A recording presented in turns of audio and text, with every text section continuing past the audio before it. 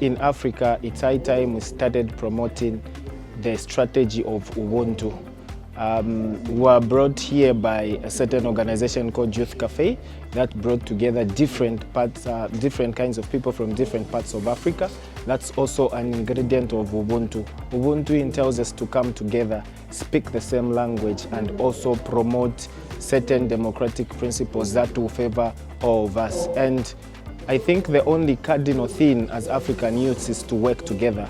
The key word is working together. If we can work together, speak the same language, I believe Africa will be a better place. The kind of minds that are in the institutions in Africa, if they are given just a strong incubation to empower the innovation and the inventions that they have, Africa is going to have a very powerful movement, because power starts with economic empowerment.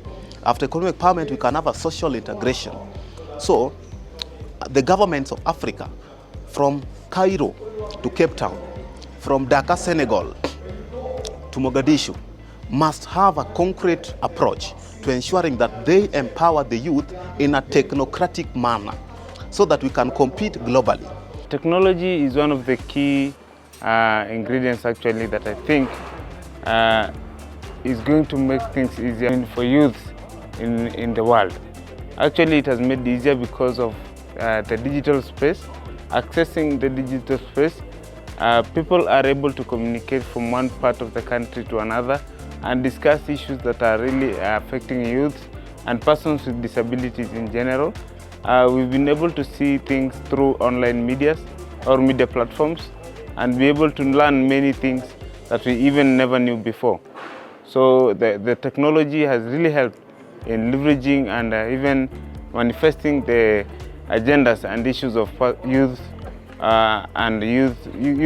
and persons with disability in particular. The challenges that the young people face in Africa today is that their voices are not being part of the decisions that are being made by the political leaders or those in power.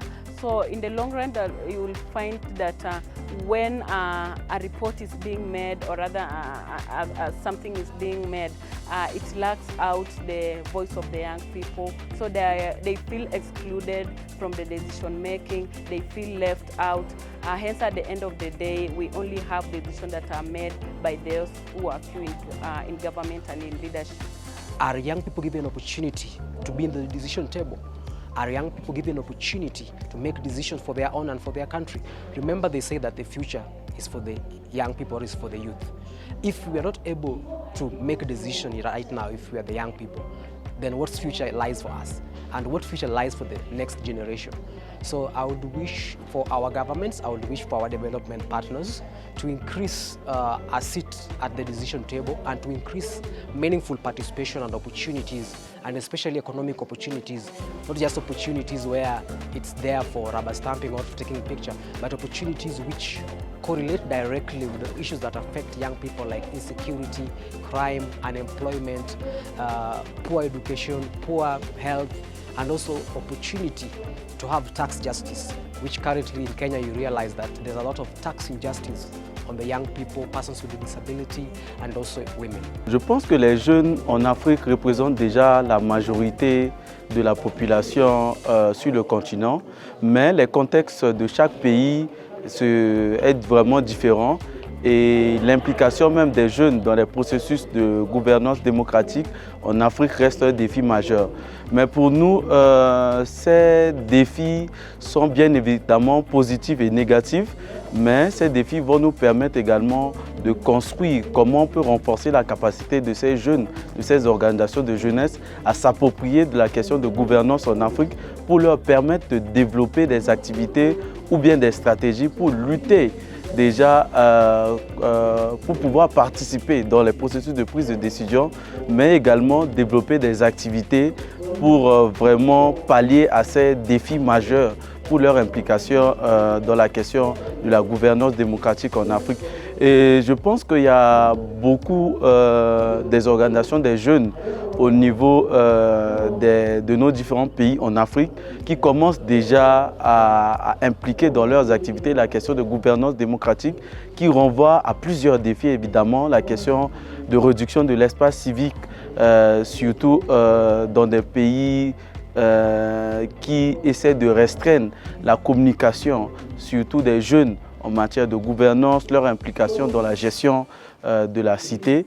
Donc nous, en tant que leaders, c'est de développer assez d'activités et de renforcer la capacité des jeunes pour pouvoir pallier à ce défi et vraiment lutter à l'implication des jeunes dans le processus de la gouvernance démocratique en Afrique.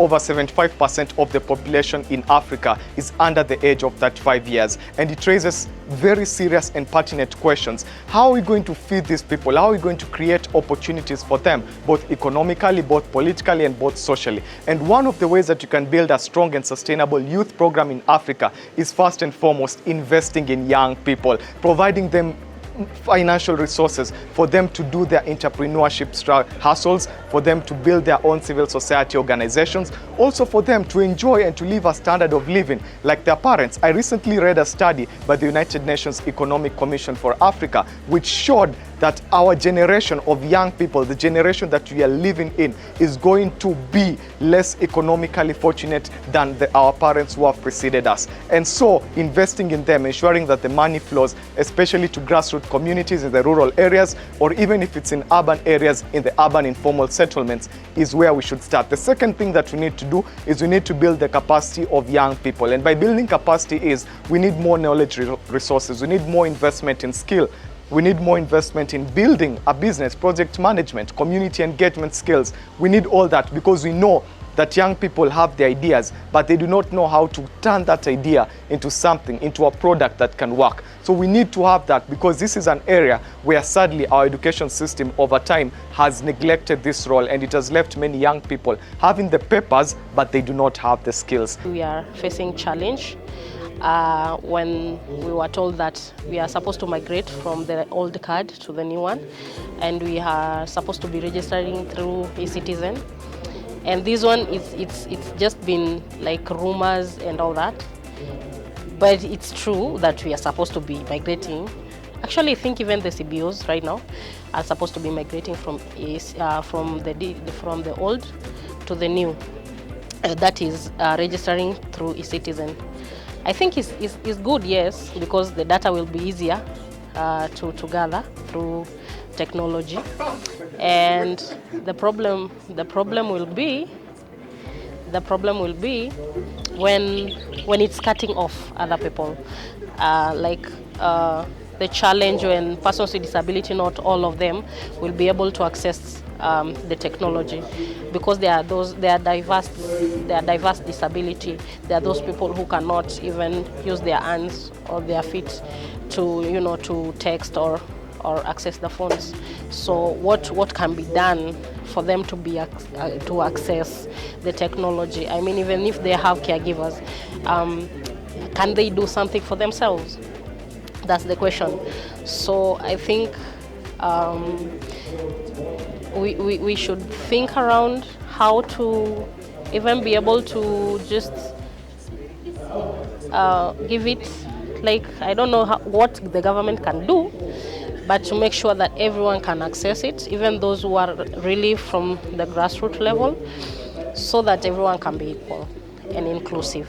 Well, digital platforms and social media handles can be used quite extensively in meaningful way to boost and amplify youth participation in democracies by being tools of advocacy, because young people need to utilize social media as part of their advocacy tools so that they get to link with the outer world and also to champion their interests to those it covers.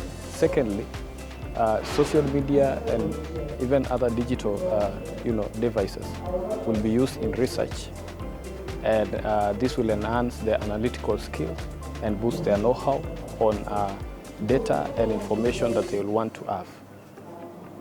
Furthermore, youth can also benefit much more in social media because it's a campaign tool. So should there be anything that they want to popularize, they will easily use it as a campaign tool. We've seen hashtags everywhere, and every time we see an emerging issue, there will be hashtags developed in social media, in X, SpaceX, and Facebook, Twitter, you know, all those social media handles. Yeah. Firstly, the issues that confront young people as we know them today are emerging and require an actively engaged citizenry. And that means many things, such as seeking good networks, learning from peers, seeking opportunities to build your own capacity around the issues you are advocating about, understanding the ecosystem and how the entire or broader advocacy ecosystem works, but most importantly, working with a component that appreciates learning, monitoring these and evaluating advocacy efforts that you are engaged in. I know it is not easy, and it is often easier said than done.